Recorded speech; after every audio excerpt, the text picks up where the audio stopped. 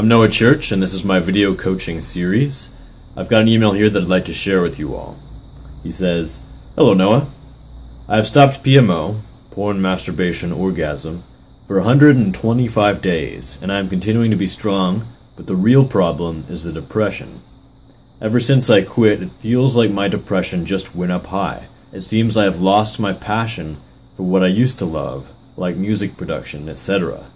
When I wake up every day, I feel like I am dead. 5 years back, I could have told you what my passions were, but today I really don't know. I also suffer from porn-induced erectile dysfunction, but my worry is my depression and the loss of interest in life. I believe one day I will recover from porn-induced ED, but the way the depression is going, I'm not really sure about that.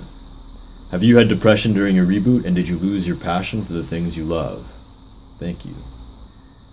Depression is inextricably linked, I believe, to all types of addiction, whether it's to a substance or to a behavior, like porn. A lot of us, we feel a hole in our emotional lives within ourselves, and we want to fill that hole with whatever we can. I believe most people, what they really want is to fill that hole with meaningful relationships, a sense of community, a sense of purpose. But if we don't get that, then we try to fill that hole with whatever distracts us from the void we feel inside. For a lot of guys today, that thing is porn. It was for me. It started just out of curiosity and sexual desire, but over years it became a way to escape from feelings of failure or shame or inadequacy, and it became my way to escape from my own life. Now, other ways that people have used to escape from that feeling are substances, alcohol, drugs, gambling, other behaviors like video game use, even addiction to Facebook. You can become addicted to anything. And when I first discovered all this about porn addiction and decided to quit to heal myself of my sexual dysfunction, I was ecstatic, because I'd finally figured out what my problem had been, and I knew what I had to do from there on. I saw light at the end of the tunnel. So for months, I was filled with hope and energy and motivation and ambition. I was excited. I cut out porn, yes, but I filled that hole with other things, positive things that were actually good and healthy for me. It strengthened my relationships. I was hanging out with my friends more often. I had a purpose. I was writing a book. I was helping others. I was pursuing a new career. I was focusing on the things that really make me happy, which is achieving things in my own life. Over time, however, I did start to experience periods of depression again. Sometimes I would wake up in the morning and not even be able to convince myself to get out of bed. And during those times, sometimes I did resort to escaping from that feeling by using video games or TV, movies, Netflix binging. That's becoming a bigger thing now. Just to draw myself out of that feeling of helplessness, that feeling of inadequacy. And I wouldn't say that I feel like this all the time. I don't think I'd be classified as having clinical depression, but it is a problem that plagues me from time to time. And I don't know if you have clinical depression or not. I have a list here of a way to diagnose, in an amateur fashion, whether or not you could be clinically depressed. And that's if you have 5 or more of these symptoms over a 2-week period or more. And that's most every day, feeling these symptoms. Loss of interest or pleasure in your activities, weight loss or gain, trouble getting to sleep or feeling sleepy during the day, feelings of being sped up or slowed down, being tired and without energy, feeling worthless or guilty, trouble concentrating or making decisions, thoughts of suicide. Now, I experience all of these except for weight loss or gain and thoughts of suicide, but I don't experience them consistently enough to be qualified for major depressive disorder. If you do, then you should probably seek professional help, because there can be some chemical imbalances in your brain for some reason that cause you to feel this way, and I'm not qualified to cure that. But if you're just experiencing intermittent periods of depression like I do sometimes, I can help you with that. I read this article a few months ago that really helped me to understand why people get addicted. It's called The Likely Cause of Addiction Has Been Discovered, and It Is Not What You Think. I'll put this in the description I'll link to that so you can read it. But in this article, it describes the first rat experiments that were done to understand addiction. They placed rats alone in a cage with 2 water bottles, one normal water, one water laced with cocaine. And the rats, well, they got addicted to the cocaine. They depended on it. And they went through heavy withdrawals if they were not allowed to access it, and they chose the drug over the means to survival, like food. Now, what we didn't learn from that experiment is how rats would react to a drug if they actually had a healthy lifestyle. I mean, these rats were placed in prisons, basically, where they had nothing and no one. All they had was that drug. So further researchers built what they call the Rat Park, which was this sort of paradise community for rats where they'd have social connections, community, fun things to do, purpose. And they allowed these rats the choice between regular water and water laced with cocaine. And usage was much, much decreased. And when it was observed, it was more recreational than dependent or addicted. And that's because, these researchers reasoned, these rats had fulfilling lives. They didn't have that void to fill with the substance that a lot of us have in this modern society. And they even took rats that had been alone for 57 days with cocaine, were heavily addicted, and placed them in Rat Park, and they voluntarily abstained from the drug in order to reintegrate themselves into rat society. And that's pretty cool. And it's not just with rats. And according to this article, when American soldiers were in Vietnam during the Vietnam War, approximately 20% of them were addicted to heroin. I mean, they were in hell. Can you blame them? They reached out to whatever made them feel better. So people feared that when these soldiers returned to the US, we'd face a huge inundation of addicts in our society. But what they found instead was that 95% of these people simply stopped using once they were reintroduced to the environment that had healthy social connections, and it provided a more healthy, happy environment for them.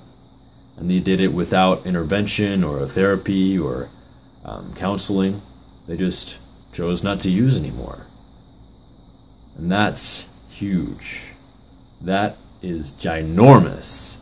I mean, that tells us that if we're really trying to battle an addiction, we shouldn't just try to white-knuckle it through without changing other aspects of our lives. The best way to battle an addiction is to fill our lives, fill that void with positive things.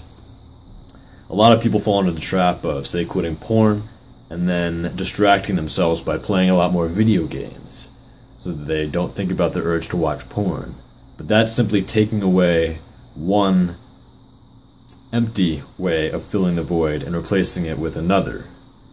I mean, I'm not saying you should never play video games, but if you use it like you use other addictions, then it could be unhealthy for you. Now, you didn't write me more than I already read from your message, so I don't really know what your situation is. I don't know how you spend your time, if you have a job, or if you have a purpose. You say that you've lost your passions. But what I can tell you is that you need to find something to get excited about. I don't know what that is. If you can't get excited about music anymore, then maybe that's not it. But you need to find something. You need to find something to get excited about. And maybe that means you have to make a big change in your life. Maybe you need to plan a trip, an adventure around the world. Liquidate your assets and go on a motorcycle trip. Do something that you can get excited about. Because this life is too short to spend it doing things that don't inspire you with passion, that don't make you feel alive. Choose something that makes you excited, and make a list of healthy activities that you like to do that get you excited, and have that on your wall. So when you get depressed, instead of indulging in something that's not going to help, you can look at that list and choose something from it that you feel like you can do in that moment. And you have to find a way. And if you can't even make it out of bed, you have to find a way to do it. Use humor with yourself. I sometimes create like this drill sergeant in my head that tells me what to do. And I've made it a rule for myself, and I've conditioned myself to always follow that drill sergeant's orders. So if I'm having trouble motivating myself, I just have the drill sergeant part of me order the other part of me to do whatever needs to be done, and I do it. I found a way, and it's up to you to find that way for yourself. Another thing that you should be doing is connecting more with other people. Confide in someone in your life. You know, call up a friend, your mom, your dad, a former teacher, someone who is connected to you, who cares about you, who you trust, and just talk to them about how you feel. And just opening up, breaking down our walls like that and letting other people in, that goes a long way toward making us feel better. Even if it's fixed, nothing concrete, it makes us feel better. Another activity that also helps is exercise. I have a study that I read a while back that showed regular exercise was just as effective as antidepressants in combating depression.